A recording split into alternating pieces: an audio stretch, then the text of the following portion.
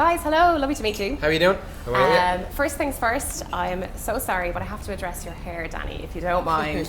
You don't have to say anything about it at all, but what brought the blonde on? I'm not going to say anything about it at all. I'm kidding. It's actually not peroxide, it's white. I've gone white with worry. I just had a bit of fun, and which ended up turning into like a national tragedy. No kidding. It turned into a big national thing. I'd just done it for fun over Christmas because we had a little bit of time off. So I said I was going to go grey. Yeah. I wanted to go platinum grey. Yeah. And then on the way over there to grey, I kind of went blonde. I was like, actually, that looks pretty good. Yeah. So then I went grey, did it too convincing, and ended up just looking like an elf. He was texting me. He was texting me from the chair as he was getting it done, and I was like, oh, I'm not sure about that. That's a bit dark. And then it was going more shades. It was changing over as the day went on. And then he kind of hit a spot, and I went, that's the one. Yeah. Well, it looks good. So he's responsible for your colour. Basically, Glen, what do you think? Glen, what I said was, here's what happened was, I chose the colour. I'm a colour specialist. Whenever you need hairdos, come to Mark Sheehan's Barbers, alright? That's what you need to do. Guys, it must feel so good to know that you're here in the 3 Arena, back in Ireland, about to perform to a home crowd tonight. It's amazing. Yeah. It doesn't get any better than being back in Dublin, home crowd, as you say. Family are all going to be here. You're from just the same place as I am, so you'll know a whole lot of people here tonight. But it's a very special thing. Dublin is renowned around the world for being just a haven for music, live music in particular. You know, you've got bands from all across the world who are shooting DVDs. They come to Ireland to shoot them. Why? Because the crowd are just so good. They're ravenous for a great night out.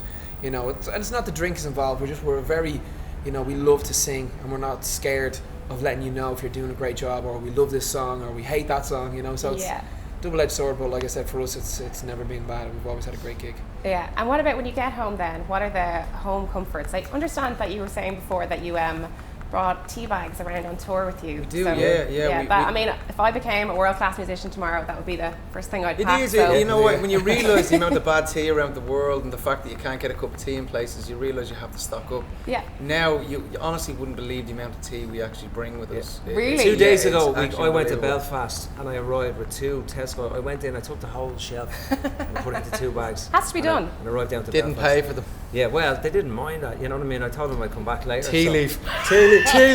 Tea teeth. I said no tea leaf. Anyway.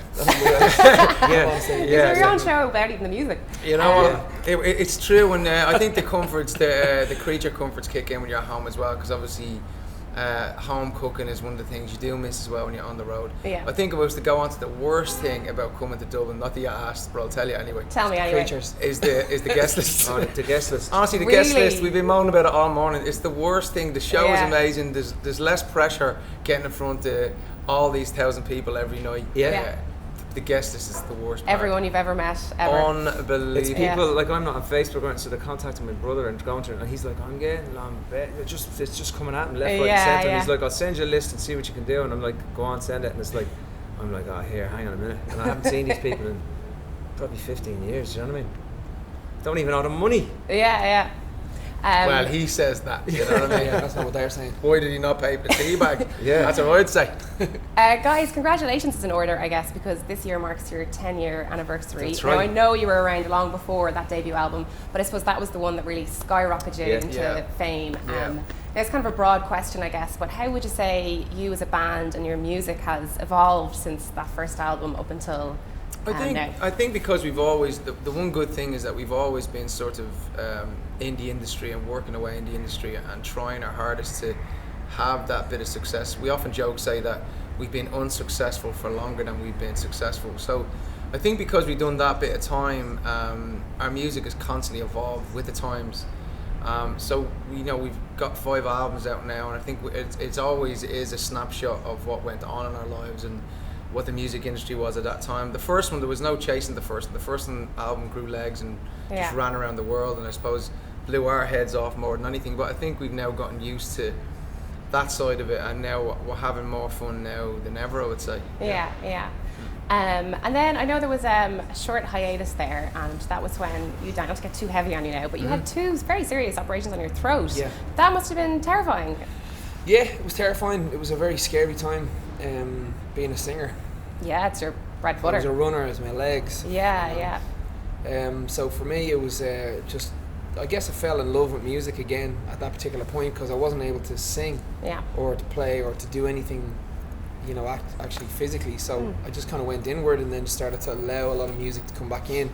So I kind of really, Spotify was my best friend at that particular time. Yeah, because you couldn't speak for a couple of months. Couldn't speak for about 4 or 5 months. God. I mean, it wasn't consecutively, but it was like till I was back being able to like talk without having to rest for an hour, or you know what I mean, that kind of stuff. So communication is like, until it's taken away, try and be silent for an hour.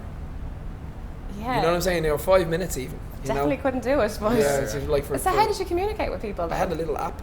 Oh yeah. So I was talking with the app. I type whatever I wanted in, and then it had an English accent actually, which was quite bizarre. Oh really? Yeah. So I was away in LA, and I'd actually met 1 or 2 people who, being in America, you meet all sorts of people who don't, maybe some know the band, some don't. Yeah. And I met this guy, and I've been talking to him with the app, and he just genuinely thought I was a nice guy, friend of a friend. And I went back a few months later, and I kind of heard me talking on the phone. I was like, "Oh, is that Billy in the background there? Is it? Oh, no way!"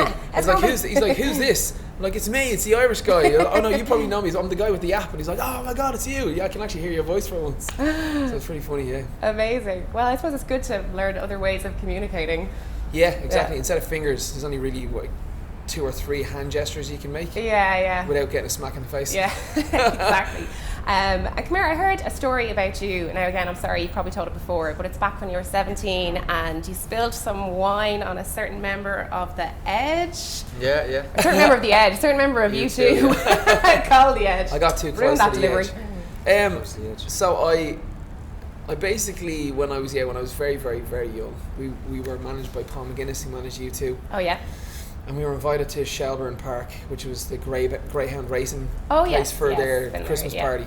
So we got invited down, and I ended up getting a little bit too drunk. Mark was over sitting talking with the Edge, so I was really jealous. I was like, "Oh, I'm the singer in the band. I want to talk to him." So I went over and sat down at the table, and I was already drunk, so I was like half pouring wine. And, "No, you'll have some more wine. Go on." And I was pouring into his wife's glass. No. It overflowed. I kind of nearly went back on my chair, but on the way out, everybody had said, "Yeah, okay, we're going to go to the whatever it was, their after party." Yeah. And I kind of looked around and I was saying, "See you later, everybody," and bang, bang, bang, bang, bang, I went down the stairs, took like about 12 steps on my knees. I was mortified, it was embarrassing. I was young, I was drunk, I was very impressed. So you're only 17 or something, weren't you? Yeah, I was 18. Yeah. It's 18 to drink here, isn't it? 18, it is. 16. Oh yeah, sorry, 18. Yeah. Depends on where you are. Who you're with. Well, I'm sure, did you ever get to explain it to him or rectify the situation? Not really, no. I'd kind of like to just keep it that way. You don't want to bring it up. You don't want to bring that up. No, I only ever bring it up on television shows where maybe he's watching at home. Yeah. I'm very sorry, by the way. Guys, I saw some of your footage that you posted on Twitter about the gig in Belfast, dancing all around the stage. Amazing, yeah. It looked like great crack. How are you going to psych yourself up for that again tonight? What's your pre-show rituals that you Crowd do? will do it. Crowd will get us psyched. I think for us it's we're now getting so used to being in front of large audiences that we find it just loads of fun, to be honest with you. And you can't be too cool for school in this business. I think just getting up there and putting your heart in your sleeve for a second and having a laugh, and I think that's what we try to do. And our shows is about tragedy, triumph, love, loss, and it's across the board. And I think the whole point for us is to bring everybody on a journey and a story, which has a start, middle, and end. And I think that's what we do. So there has to be a little bit of dancing in there too, yeah. Yeah, well, they're great dance moves. When you walk out and you feel the energy of the crowd, when you walk out and that hits you, like when we start playing, that's like the biggest injection of energy you've ever had in your life. I swear to God, there's nothing in the world like it. So when you get that, you just want to push that back out again, and then it goes in a circle. And it just keeps getting better, Well, it sounds incredible. Enjoy tonight and the next few nights in the arena. Thank you so much. Nice to meet you all.